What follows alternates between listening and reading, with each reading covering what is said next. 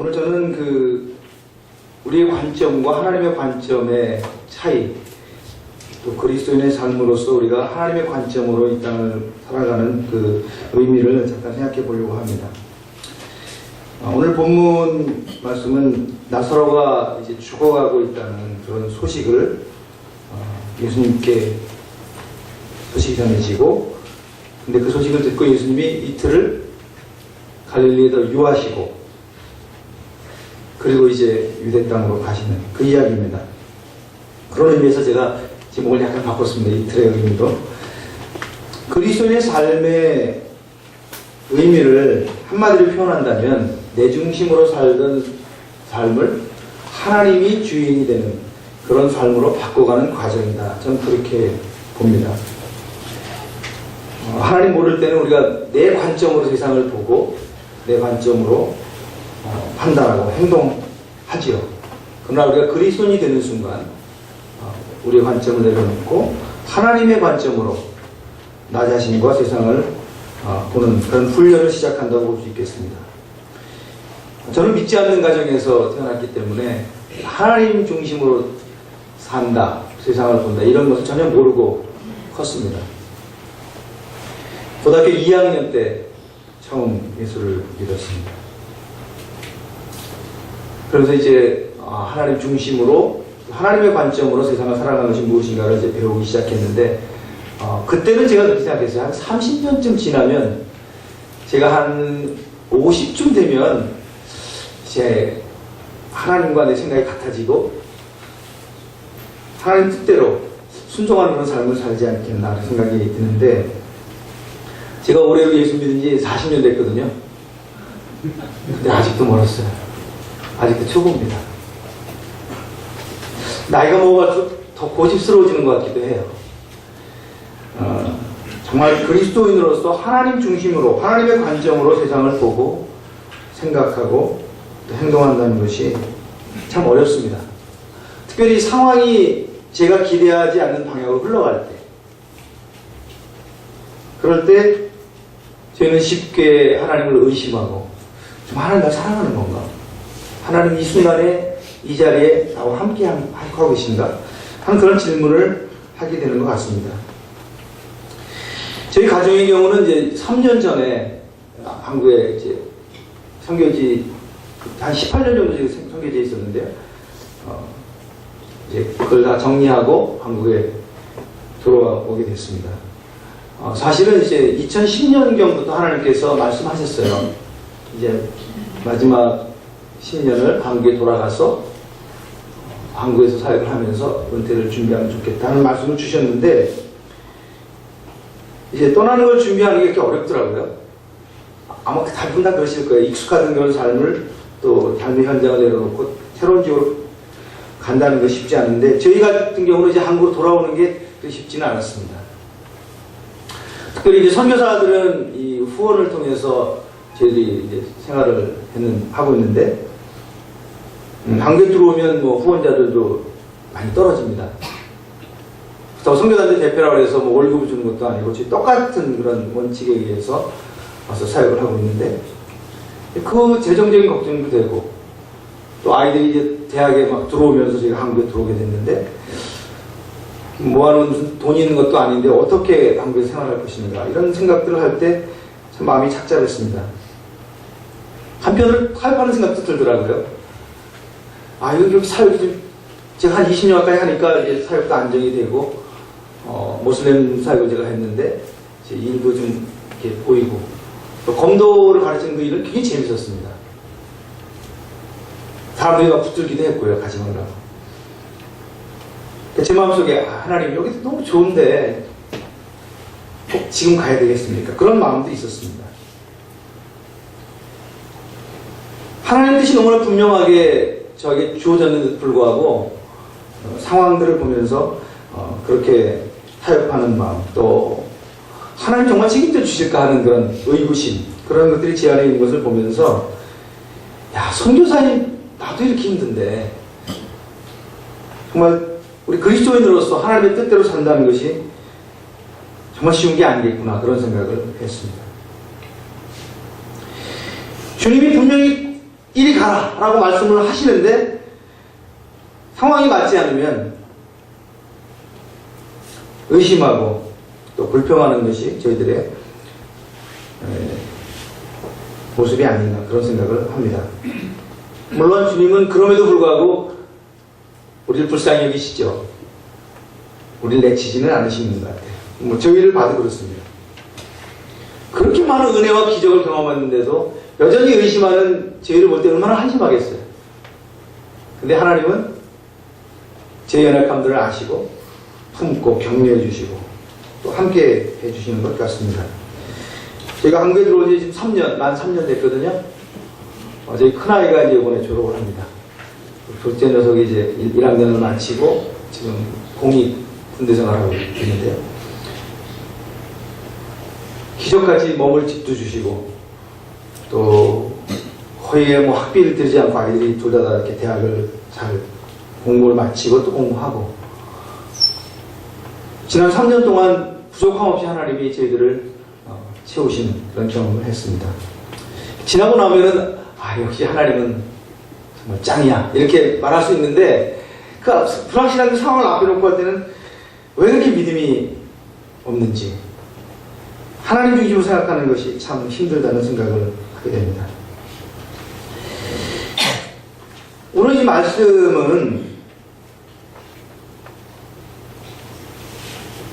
우리가 기대하지 않은 방향으로 상황이 전개될 때 우리가 참 믿음이 없는 반응을 할 수도 있다 하는 것들을 보여주는 그런 장면입니다. 그러나 하나님은 때로는 우리 생각과 다르게 우리를 인도하신다. 그것이 오늘 본문의 중요한 그런 메시지라고 봅니다. 특별히 본문 5절, 6절을 보면 좀 흥미롭게 이 내용을 기록을 하고 있는데요. 예수께서 본래 마르다와 그 동생과 나사로를 사랑하시더니 나사로가 병들었다 함을 들으시고 그 계시던 곳에 이틀을 더 유하셨다 이렇게 얘기합니다. 당시 예수님은 갈릴리 지방에 계셨어요. 그리고 이 나사로라는 지방은 예루살렘에서 멀리 떨어지지 않은 그러니까 이 베단이라고 하는 곳은 예루살렘에서 멀리 떨어지지 않은 유대 지방이 있었습니다. 근데 이제 그 예수님을 향해서 나사로가 죽게 됐다는 소식을 전한 거죠. 근데 이 본문은 예수님이 이 나사로를 참 사랑하셨다고 했어요. 그러면 그 사랑하는 사람이 죽어간다면 예수님은 수많은 병자를 고치신 분인데 서둘러서 가는 게 맞죠. 사랑하기 때문에. 근데 오늘 본문은 사랑하기 때문에 이틀을 더 유하시고 지체하시고 기다리셨다 이렇게 기록하고 있는 것입니다. 아마 마리아와 마르다, 이 나사로의 동생, 두 여동생은 예수님이 소식을 듣는 대로 당장 달려올 거라고 기대했을 겁니다. 성경에 이미 사랑하는 관계라고 이렇게 표현하고 있거든요. 근데 주님은 우리 거꾸로 너무 사랑하기 때문에 오히려 이틀을 더 머물다가 뒤늦게 베다니로 가셨다고 기록하고 있는 것입니다. 사랑하는 사람의 죽음, 이제 죽어가고 있는 그 상황 얼마나 절박합니까? 그런 상황을 고려할 때 예수님의 이 반응은 너무나 의외라고 할 수 있죠. 사랑하기 때문에 지체한다. 논리적으로 이해하기 어렵습니다. 마치 예수님이 이렇게 말씀하시는 것 같습니다. 난 너희들을 너무 사랑하기 때문에 즉시 달려가 도와줄 수가 없다. 사랑하기 때문에 나사로가 죽을 때까지 기다려야 하고 사랑하기 때문에 마리아와 마르다가 말할 수 없는 고통을 겪는 그 과정을 허락할 수밖에 없다. 이렇게 말씀하고 있는 것 같습니다. 뭐 저를 포함해서 아마 우리들은 이 말씀만 보면 이해하기 어려울 것 같습니다. 아마 마리아와 마르다도 이해할 수 없었고 아마 화가 났을지도 몰라요. 정말 사랑하신 게 맞죠? 우리가 그렇게 가까이 있었던 그 관계가 맞죠? 예수님 정말 우리를 도와주는 마음이 있으신 거예요.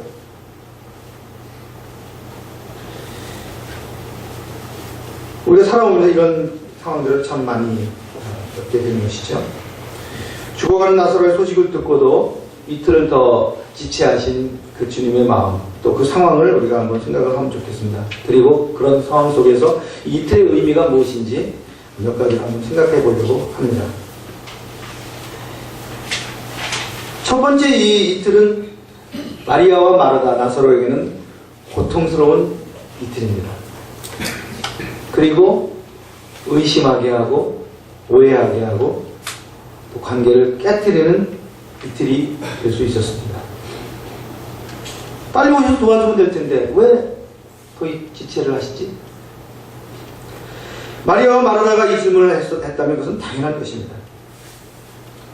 그동안 불가능한 그 병자들을 치유하시는 그 예수님을 지켜본 이 두 사람으로서는 예수님이 오시기만 해결될 텐데 왜 안 오시는 거야? 왜 지체하시는 거야? 이런 질문을 당연히 할 수 있죠. 그렇기 때문에 이 이틀은 마리아와 마르다에게 너무나 고통스러운 이틀이었었고 또 그 이틀 동안 아마 나사로가 죽었겠죠. 그리고 예수님에 대해서 의심하고 하나님의 사랑을 의심하는 그런 시간이었을 것 같습니다. 우리 그리스도의 삶 속에 들어오면 이 마리아와 마르다 입장에서 이틀은 대부분의 그리스도의 삶 속에서 발견됩니다. 선교 역사에서도 그런 일들은 참 많습니다. 저는 가끔 헤론 선교사를 생각합니다. 여러분 헤론 선교사 아세요? 미 장로교회에서 한국에 파송한 첫 번째 선교사입니다. 언더우드보다 먼저 선교사로 임명이 됐는데요. 이분은 의사였어요. 테네시 대학교를 당시 의대를 수석으로 졸업했고, 그래서 그 대학에서 이제 교수로 남아달라고 붙들었던 그런 사람이라고 합니다. 근데 이제 이분이 선교에 헌신했기 때문에 이제 그 모든 자기의 기회들을 다 내려놓고 한국으로 오기로 결정을 하지요. 당시 한국은 아직 열리지 않을 때였습니다. 그래서 한국으로 결정하고 이제 약혼자가 있었는데요. 결혼하자마자 그 신혼으로 이제 일본으로 먼저 떠납니다. 그리고 이제 갑신정변이 일어나면서 한국이 열리게 되고 85년 6월에 언더우드가 4월에 들어왔는데 이분들이 조금 늦게, 2달 늦게 한국에 들어와서 광해원, 나중에 제중원으로 이제 바뀌죠. 광해원 의사로 이제 일하면서 한국의 서양 의료를 보급하고, 또 이분은 너무 복음에 대한 열정이 많았기 때문에 왕의 주치의였지만 가난한 일반 서민들을 위해서 몸을 안 내어놓고 사역을 했습니다. 근데 사역한 지 얼마 안 돼서 5년 만에 그분이 나이가 32인가 32일 때 젊은 나이에 이제 풍토병으로 사망합니다. 당시 아내와 두 딸이 있었습니다. 아마도 그 헤론 자신도 그렇고 가족들도 그랬을 것 같아요. 우리가 모든 것을 버리고 정말 이 조선 사람들을 위해서 하나님의 이 일을 위해서 번지수들까지 왔는데 그 사역이 채 꽃두빛이 피우기 전에 이렇게 가야 하는 그 상황이 이해가 안 됐을 수도 있습니다.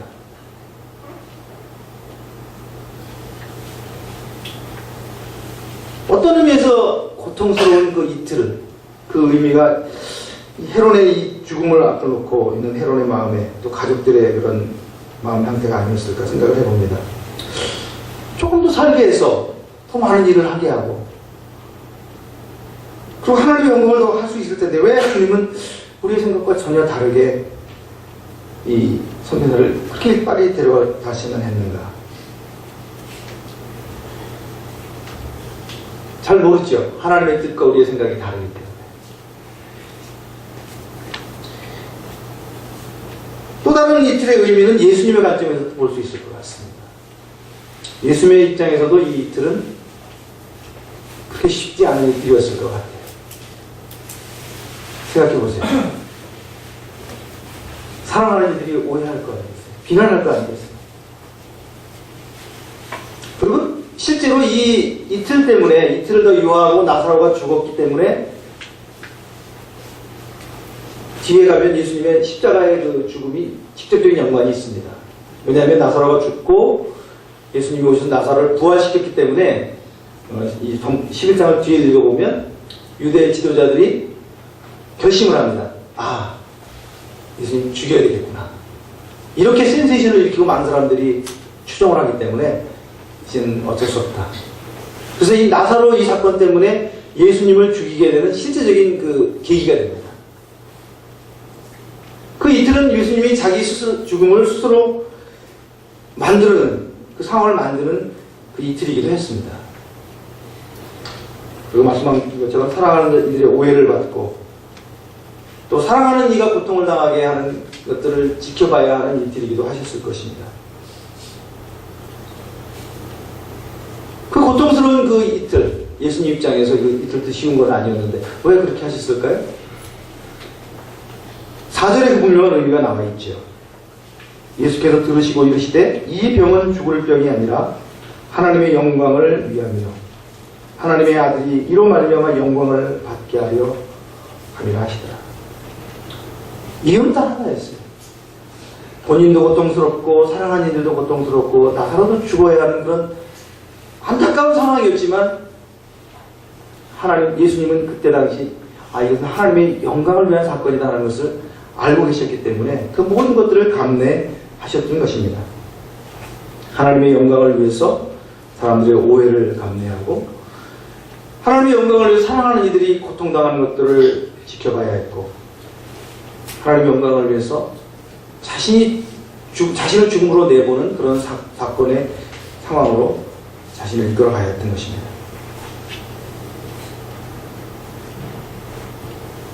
예수님처럼 저희들도 그럴 때가 있죠. 저는 선교사니까 선교사들도 그럴 때가 많은 것 같습니다. 제 아내가 이제 선교사 부모들을 돕는 그런 사역을 하거든요. 선교사님들 보내놓고 이제 부모님들이 혼자 계신 경우들이 많으세요. 근데 어떤 부모님은 이제 어머님이 또는 아버님이 치매가 걸리셔서 요양원에 계시고 혼자 독거노인으로 계시는 분들도 꽤 여러 분 계시거든요. 선교사들이 많은 선교사들이 불효자식이에요. 그런 의미에서 하나님 부르심 받아서 선교지에 나가 있는데 부모님이 그런 상황들을 보고 갈등하고 고민합니다. 귀국해서 가족들을 돌봐야 하나? 아니면 하나님이 부르셨던 이 일을 계속해야 하나? 하나님의 영광을 위해서 사람들의 오해와 비난을 받아야 하는 경우들이 많이 있는 것 같습니다. 저도 제가 선교지에 나갈 때 저희 가족들에게 비난을 많이 받았어요. 대학도 나오고 대학원까지 나와서 이제 장남으로서 가정을 이렇게 세워야 되는데 제 아버님도 그랬고 제 남동생도 저를 많이 비난했어요. 형 너무 이기적이다. 지금 생각해보면 그렇게 봤을 것 같아요. 제가 원하는 걸 했으니까. 어쨌든. 그러나 제 마음속에 하나님의 영광을 위한 그 삶과 또 현실적인 그런 필요들 상황 속에서 결정을 해야 되는 그런 부담들이 있었던 것 같습니다. 예수님처럼 때로는 하나님의 영광을 위한 그 이틀을 지체하고 그 이틀을 감내한다는 것은 쉽지 않을 수도 있을 것 같습니다. 오늘 그 이 이틀의 의미는 또 다른 의미는 지금 제가 말씀드린 것처럼 그 이틀은 하나님의 영광의 길을 위한 이틀입니다. 그래서 이 이틀의 또 다른 이름은 하나님의 영광이라고 할 수도 있습니다.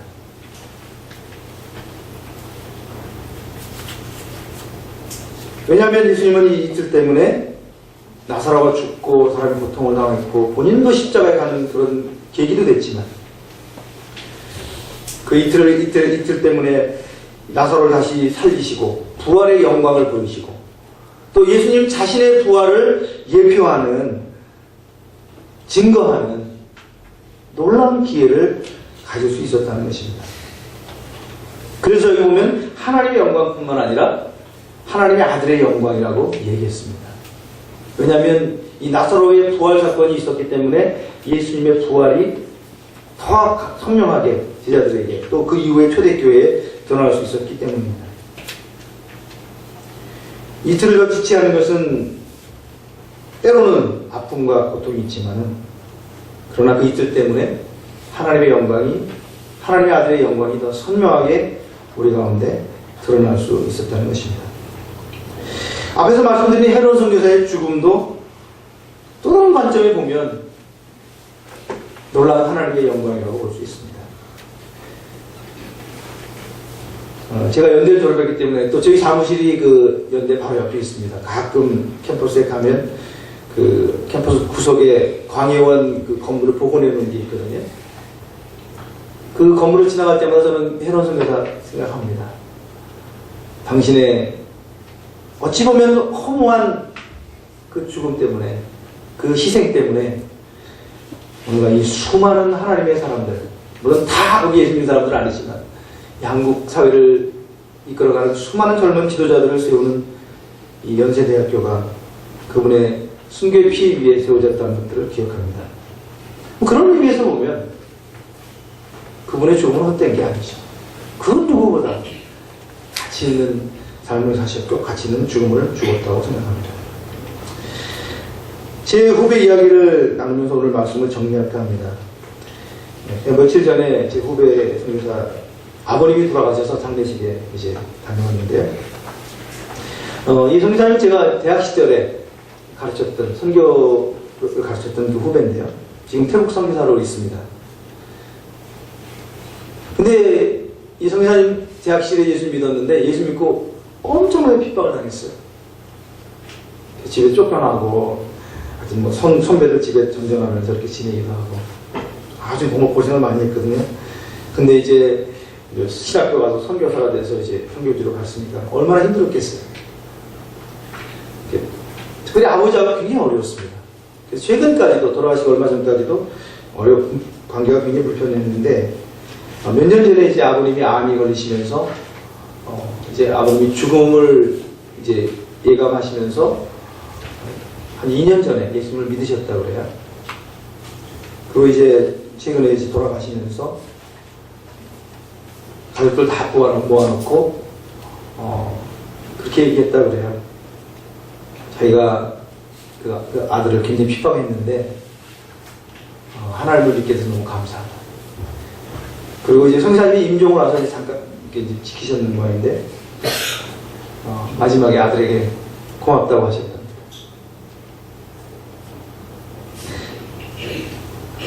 인간적인 눈으로 보면 그 똑똑한 아들이 선교사로 간다는 건 정말 너무 모든 걸 잃어버리는 듯한 그런 상황처럼 보일 수 있습니다. 그러나 임종을 앞둔 이 아버님이 말씀하신 것처럼 우리가 하나님 관점에서 결정하고 행동했을 때 그것은 하나님의 영광이라는 것, 그리고 주님이 기뻐하시는 아름다운 열매로 이어진다는 것을 보게 되었습니다.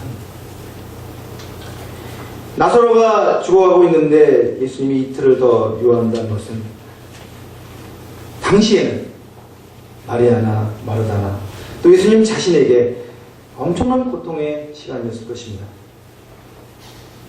그러나 그 이틀은 하나님의 영광으로 이루는 문이었습니다. 여러분에게는 어떤 이틀이 있습니까? 다양한 모양의 이틀이 있을 것입니다. 바라기는 그 이틀을 통해서 우리가 하나님의 영광을 드러낼 수 있기를 바랍니다. 감사합니다. 기도하겠습니다. 하나님 감사합니다. 우리가 어떻게 하나님의 그 깊은 뜻을 다 이해할 수 있겠습니까? 그러나 저희를 가르치셔서 저희가 그 하나님의 관점으로 하나님의 뜻을 할 수 있도록 저희를 이끌어 주시고 격려해 주시기 원하고 기도합니다. 감사하고 예수님의 이름으로 기도했습니다.